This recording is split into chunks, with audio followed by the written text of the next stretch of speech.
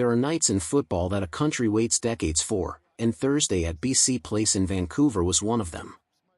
Canada didn't just win their first ever Men's World Cup match, they obliterated Qatar 6-0, and by the time the final whistle went, the red shirt crowd inside that stadium had witnessed history being rewritten in real time.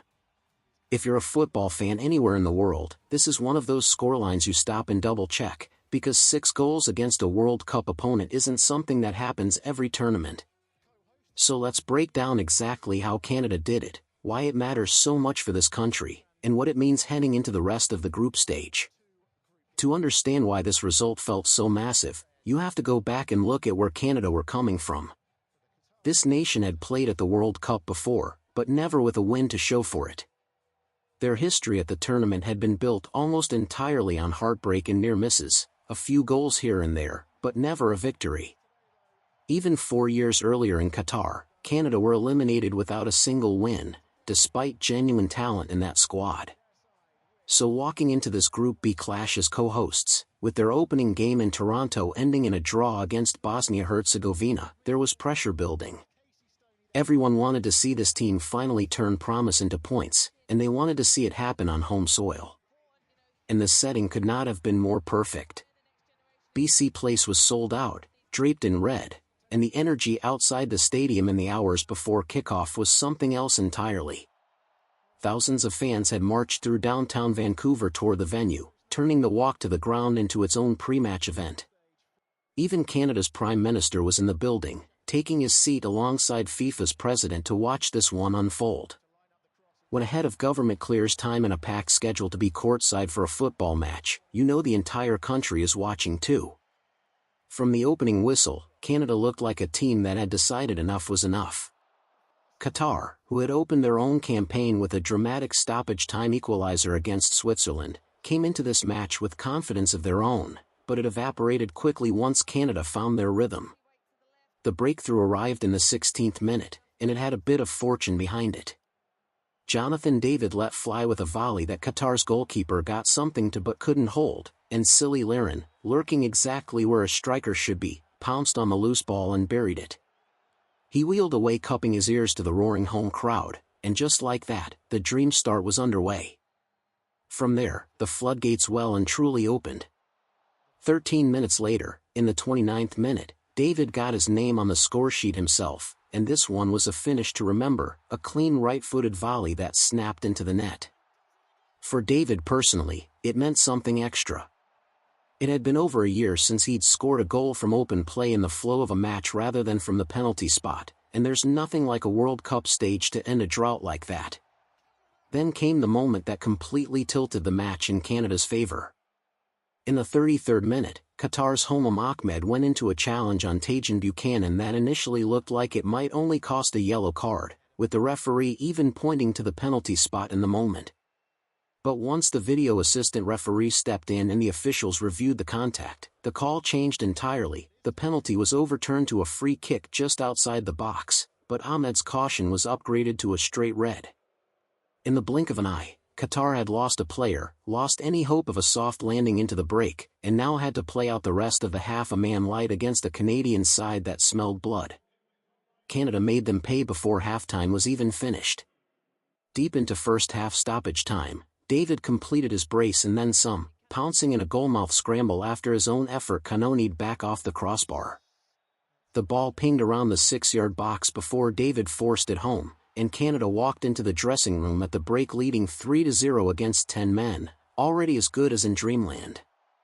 For a team that had waited their entire World Cup history for a single win, 3 goals and an extra man advantage before halftime felt almost unbelievable. The second half didn't slow the carnage down, but it did bring with it a moment that completely changed the mood inside the stadium. Early in the half, Canada's Ismail Cohn was on the receiving end of a challenge from behind that immediately had players from both sides reacting before the referee had even blown his whistle.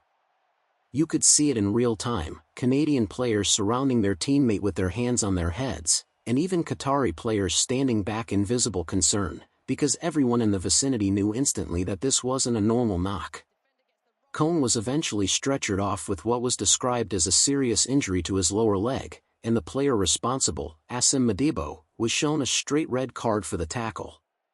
It was the kind of injury that takes the edge off even the most one-sided football match, a reminder that behind every result there are human beings whose careers and bodies are on the line, and for a few minutes the celebratory mood inside BC Place gave way to a much quieter, more anxious atmosphere as fans waited for an update on CONCACAF's condition.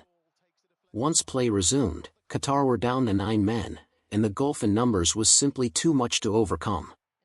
Canada kept their foot down rather than easing off, and the goals kept coming. In the 64th minute, Saliba added a fourth, sliding home from close range after Qatar's depleted backline failed to deal with the pressure that had been building for almost an hour. Then in the 75th minute, the misery for Qatar was compounded further when an own goal off Almoez Manai made it 6. By that point, the home support inside BC Place had shifted from nervous excitement to pure street party energy, with fans soaking in a result that nobody, realistically, had predicted before kickoff. Jonathan David wasn't done, though. In the second minute of stoppage time, with the game already decided several times over, he completed his hat trick, becoming the first Canadian to ever score 3 goals in a single World Cup match. It was a fitting way to cap off the night for a player who has carried so much of Canada's attacking hope over the past few years, and the final whistle moments later sparked scenes of pure relief and joy from a squad that had finally turned years of promise into a result that matched the talent on paper. When you step back and look at the numbers, this wasn't just a good night, it was a historic one by any measure. A 6-goal margin of victory matched the record for the biggest winning margin ever recorded by a World Cup host nation, putting Canada in the same conversation as Italy in 1934, Brazil in 1950, and Argentina in 1978, all legendary host nations who blew opponents away by the same scoreline. On top of that, this single match doubled Canada's entire all-time goal tally at the World Cup heading into the game, which says everything about how barren their tournament history had been before this. Cyle Larin's goal added to the one he scored in the opening draw. Jonathan David walked away with a hat trick to remember, and a nation that had never won a World Cup match suddenly found itself sitting at the top of its group with 4 points, ahead of Switzerland purely on goal difference, and already in a commanding position to reach the knockout stage with 1 group game still to play. That final group match comes against Switzerland, also in Vancouver, and it's suddenly become a fixture loaded with significance rather than just a formality. Switzerland had been considered the favorites in this group coming into the tournament, and Qatar's stoppage time draw against them in the opener had hinted that this group could go right down to the wire. Instead, Canada have flipped the entire script with one explosive 90 minutes, and the conversation has shifted from whether they can simply avoid finishing bottom of the group to whether they can actually top it heading into the round of 16. For Qatar, the picture is far bleaker. Finishing with 9 men on the pitch and conceding 6 goals on their second outing leaves them needing something close to a miracle in their remaining fixtures, and questions about discipline, with 2 red cards in a single match, will follow them into whatever comes next. It's a tough pill to swallow for a federation that has invested so heavily in football over the past decade, but football can be a brutally honest sport, and on this particular Thursday, it left no room for ambiguity about which team deserved to win. What makes this story even bigger than the scoreline, though, is the human side of it. A serious injury to a young, talented midfielder is never something to celebrate, no matter how dominant the result around it was, and there's a strong chance the football world will be watching closely for updates on Ismail Kone in the days ahead. Results fade from memory faster than people expect, but moments like that tend to stick, woven permanently into the story of how this match is remembered. So there you have it, Canada 6, Qatar 0, a hat trick from Jonathan David, 2 red cards, a record-equaling margin of victory, and a Prime Minister watching it all unfold in person. If you're following this World Cup, mark this down as one of the games that genuinely shifted the entire group stage conversation, because what happens in Canada's final group match against Switzerland just became a whole lot more interesting because of what happened on this one wild night in Vancouver. There's also a tactical story buried inside this result worth pulling out.